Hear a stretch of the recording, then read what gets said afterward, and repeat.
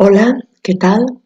Vamos a continuar con la fisiopatología del sistema nervioso con el tema 5, infecciones del sistema nervioso central. Aquí tenéis el índice, primero hablaremos del concepto, después epidemiología, etiopatogenia, la clínica, diagnóstico, tratamiento y complicaciones.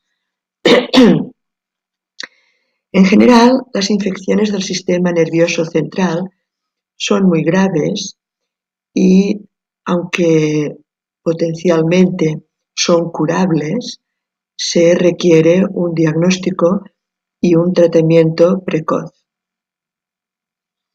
Vamos a hablar sobre todo de las meningitis porque son las más frecuentes. Se trata, como indica el nombre, de una inflamación de las meninges que envuelven el cerebro y también la médula espinal, formando el espacio subaracnoideo. Este proceso inflamatorio también puede afectar como complicación al cerebro subyacente y entonces se habla de meningoencefalitis. Aquí tenéis una imagen en la que vemos el cerebro, el encéfalo, cubierto por las meninges, que como podéis recordar, la capa más interna se denomina pía madre, a continuación está la aracnoides y entre ellas está el espacio subaracnoideo en el que discurre el líquido cefalorraquídeo, muy importante para la nutrición del cerebro y también para mecanismo de defensa, y por encima ya está, en contacto con el hueso, ya está la dura madre. Bueno, aquí tenéis un esquema en que vemos las meninges inflamadas y sobre todo la afectación del espacio subaracnoideo. Se clasifican en relación a su evolución clínica en agudas, cuando se instauran en horas o en pocos días, y aquí sobre todo tenemos las meningitis víricas, subagudas, menos de 4 semanas, o crónicas, más de 4 semanas. En cuanto a la epidemiología, la incidencia de meningitis meningocócica endémica, que es a la que nos vamos a referir porque es la más frecuente, es de 0,5 a 5 personas por cada 100.000. Y sobre todo se presenta con mayor incidencia en los meses de invierno y de primavera, en los climas templados. Las tasas más altas de enfermedad se registran en África subsahariana, en la zona del cinturón de la meningitis, que va abarcando unos 26 países, desde el Senegal al oeste hasta Etiopía al este. Aquí tenéis el cinturón de la meningitis en África subsahariana, desde el Senegal hasta Etiopía. Los países que están alrededor también tienen un índice de tasa de meningitis superior a nuestros países occidentales. Bueno, se trata de una enfermedad grave que puede producir secuelas importantes en el cerebro y que es mortal en el 50% de los casos no tratados y en el 5-10% de los tratados. Se produce sobre todo por bacterias, la más frecuente es la Neisseria meningitidis, el llamado vulgarmente meningococo, del cual hay 12 serogrupos, de los cuales 6 son los que producen epidemias. La distribución geográfica y el potencial epidémico varía según el serogrupo. En nuestro entorno occidental no llegan a producirse epidemias, sino que se producen casos aislados que provocan una alarma social muy importante por su gravedad, pero que no constituyen verdaderas epidemias en relación al número de casos por 100.000 habitantes. Hay una vacunación obligatoria que cubre, sobre todo por el meningococo C, aquí en Cataluña. Se administra una dosis a los 4 meses, a los 12 y otra de recuerdo entre los 11 y 12 años. Y también la vacunación para el neumococo, que es la segunda bacteria que puede producir meningitis, con una dosis a los 2 meses, otra a los 4 y otra a los 11. Y en gente mayor, una dosis también de recuerdo. Debido a esta campaña instaurada desde hace muchos años de vacunación estandarizada y universal, se evita que hayan epidemias en nuestro entorno.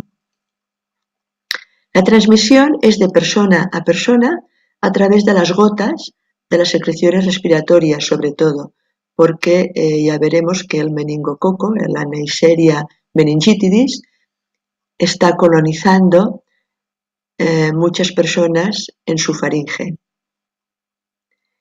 Ahora bien, requiere un contacto bastante íntimo y prolongado con esta persona y el periodo de incubación medio es de 4 días, en general entre 12 y 10 días.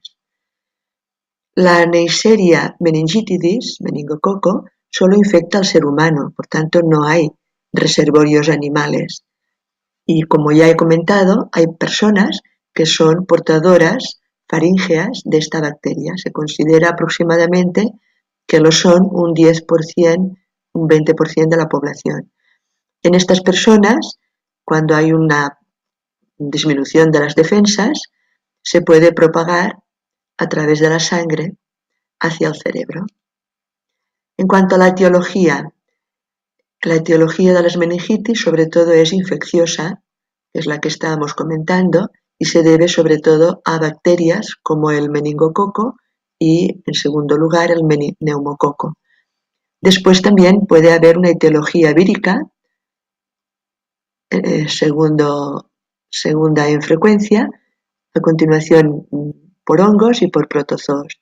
Y en cuanto a la causa no infecciosa, se puede producir una inflamación de las meninges después de una hemorragia en las meninges o bien por una metástasis de un tumor en otra localización o por fármacos. Etiopatogenia. La Neisseria meningitidis es un comensal, ya lo hemos dicho, en un 10-20% de la población, en el epitelio nasofaríngeo y llega al espacio subaracnoideo y a las meninges a través de la sangre. Allí empieza a proliferar y a liberar toxinas que activan los fenómenos inflamatorios y entonces se produce edema cerebral e incluso en algunos casos hipertensión intracraneal, aumento de la presión dentro del cráneo por esta inflamación. En cuanto a la clínica es muy típica y consiste en una cefalea que, si son pacientes que han experimentado alguna cefalea porque a lo mejor tienen migraña o tienen una cefalea tensional, comentan que se trata de una cefalea diferente, suele afectar a todo el cráneo. Es muy intensa. También pueden aparecer náuseas e incluso vómitos que son debidos a la hipertensión intracraneal que puede existir y que no guardan relación con la ingesta de alimentos ni se acompañan, y pueden haber náuseas también. La fiebre suele ser fiebre alta, 39-40 grados, y luego también pueden haber otras manifestaciones, no necesariamente, en relación a si están afectadas estructuras nerviosas, como por ejemplo el córtex cerebral. Puede haber una alteración de la conciencia en forma de obnubilación o una afectación del estado general o convulsiones. Y en cuanto a los signos que podemos determinar en la exploración clínica, podemos encontrar rigidez de nuca. Esto es muy típico por la afectación, la inflamación de las meninges. Al hacer la flexión de la columna cervical se encuentra una resistencia, una rigidez. Incluso los tienden a flexionar las rodillas porque se encuentra una resistencia y el paciente la compensa flexionando las rodillas. Y si existen petequias o algún tipo de erupción cutánea, entonces nos puede orientar a que existe una sepsis, o sea, una gran diseminación por la sangre del meningococo. Nos orienta a la etiología del meningococo y además una gran diseminación por la sangre y indica pronóstico grave. ¿Cómo se realiza el diagnóstico? Por la clínica, los vómitos, la fiebre, la cefalea, la rigidez de nuca, nos puede orientar y luego hay que realizar una punción lumbar porque el líquido cefalorraquídeo está circulando por el espacio subaracnoideo y el estudio de este líquido nos puede permitir el diagnóstico preciso si hay leucocitosis, sobre todo la causa será bacteriana, o si no, pues vírica.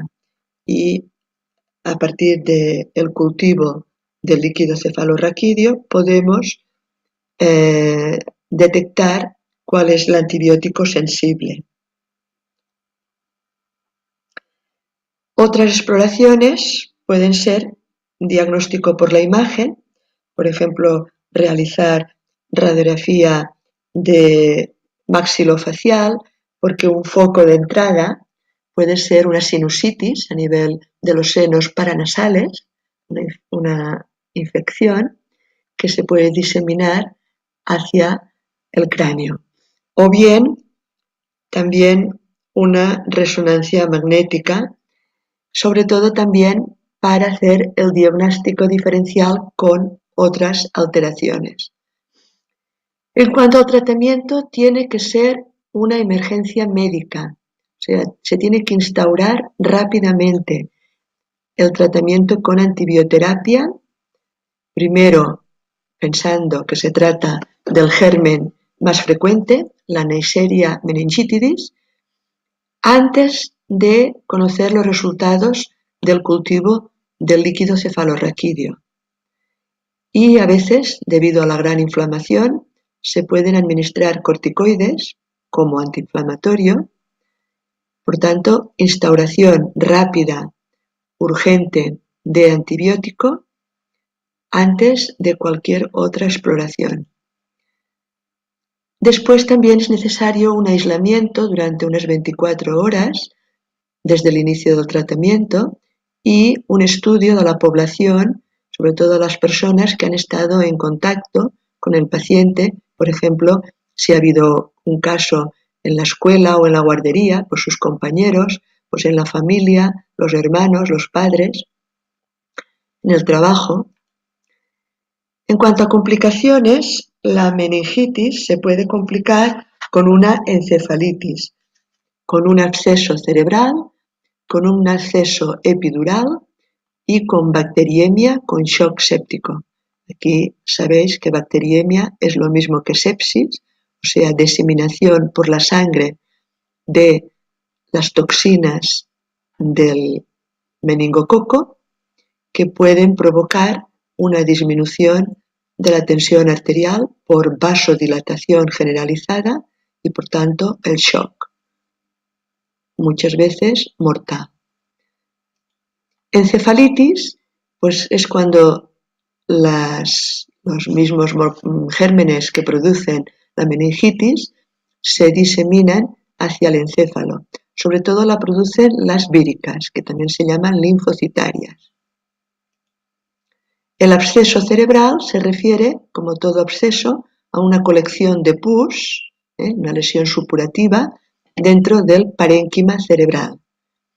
Bien o porque llegue por contigüidad desde un foco de meningitis, o bien porque llegue desde la sangre a través de una infección pulmonar o a través, por ejemplo, de una endocarditis, de una infección en el corazón, o por vía directa después de un traumatismo cráneoencefálico abierto o de una intervención neuroquirúrgica. El absceso cerebral pues se tendrá que drenar porque es una colección que no permite que actúen los mecanismos de defensa y puede persistir mucho tiempo. Aquí tenéis en una resonancia magnética esta colección bien determinada, bien definida. Se trataba de un absceso cerebral. En cambio, el absceso epidural se trata de lo mismo, una colección de pus, pero localizada entre la cara interna del cráneo, entre el hueso y la meninge más externa, la dura madre. Aquí está localizado. Evidentemente, estas colecciones no son tan peligrosas y permiten un drenaje más rápido. Aquí tenéis un absceso epidural en un paciente que sufría sinusitis frontal, la inflamación de los senos del macizo facial de forma crónica. Aquí tenemos los senos frontales llenos de pus e incluso los etmoidales. A partir de estos focos se diseminó hacia el hueso frontal. Hasta aquí el tema de hoy.